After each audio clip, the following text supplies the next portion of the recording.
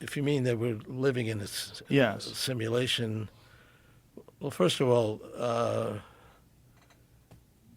some people believe that we can express physics uh, as formulas, and that the universe is actually able to uh,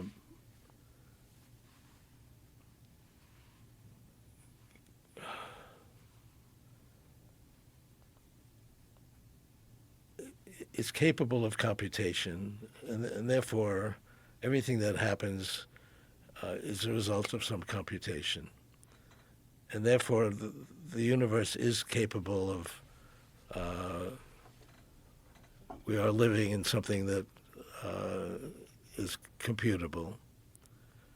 And there's some debate about whether that's feasible, but that doesn't necessarily mean that we're living in a simulation. Generally, if you say we're living in a simulation, you assume that there's some other place, and teenagers in that world like to create a simulation. So they created a simulation that we live in, and you want to make sure that they don't turn the simulation off. So it'd have to be interesting to them, and so they keep the simulation going. But the whole universe could be capable of simulating reality, and that's what we live in. And it's not a game; it's just the way the universe works. I mean, what would the difference be if we lived in a simulation? This is what I'm saying. If we can, and we're on our way to creating something that is indiscernible from reality itself, I don't think we're that far away from that, many decades away from having some sort of a virtual experience that's indiscernible from regular reality. I mean, we try to do that with games and so on. Right.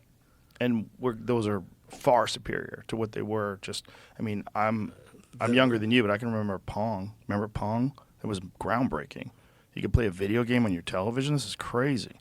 It was so nuts. Yeah, and we're way beyond that now. Yeah. So. Now you look at like the Unreal 5 engine. It's insane how beautiful it is and how incredible and what the so if you capabilities live in that, are. that's kind of a simulation that Right. we But can as you live in. expand that further and you get to the point where you're actually in a simulation, and that your life is not this carbon-based biological life, feeling and texture that you think it is, but that you're really a part of this thing that's been created.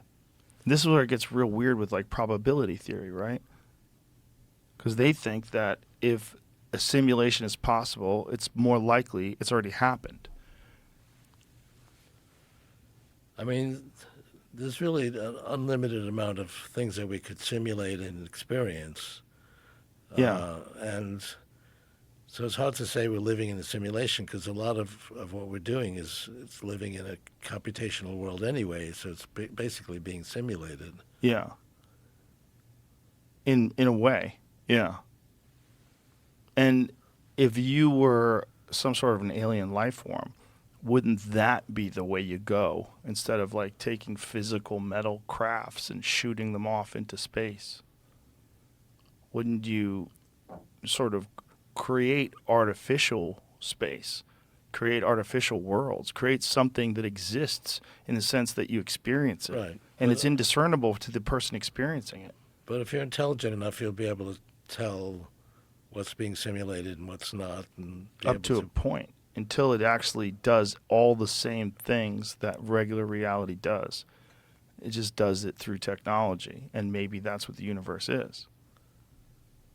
But that's okay, and we could still experience what's happening. Yeah. And we could also experience people doing galaxy-wide engineering, which not all of which would be simulated. So the galaxy-wide engineering is the main thing that you look at, and to the point where I don't see any evidence for life outside. Well, there's definitely no real evidence that we've seen, other than these people that talk about UFOs, UAPs, and pilots, and all these people that say that there's these things. We basically don't see any evidence that life is simulated outside of our own life. I mean, we Right. can simulate things and experience it. We don't see any evidence that other beings are doing that elsewhere. Right, but this is based on such limited data, though, right? I mean, look at what limited data we just have of Mars. We have a rover rolling around, satellites in orbit. It's very limited data with something that's just one planet over. We don't really have the data to understand what's Right. going on in Alpha Centauri. It's possible that there's simulated life elsewhere. I mean, we don't see any evidence for it, but it's possible. Is it something that intrigues you, or do you just look at it like there's no evidence, so I'm not going to concentrate on that? I'm very interested to see what we can achieve, because we're actually out, I can see that we're on that path. And so it doesn't take a lot of curiosity on my part to imagine other people simulating life and enjoying it. I'm much more interested to see what will be feasible for us, and we're not that far away from it.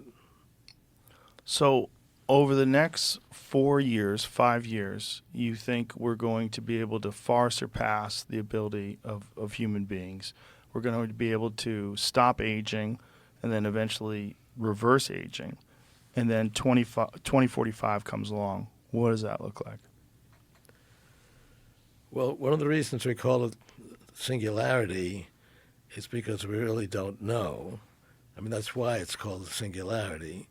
Singularity in physics is where you have a black hole, no energy can get out of a black hole, and therefore we don't really know what's going on in it, and we call it a singularity. So this is a historical singularity based on the kinds of things we've been talking about. And again, we don't really know what that will be like, and that's why we call it a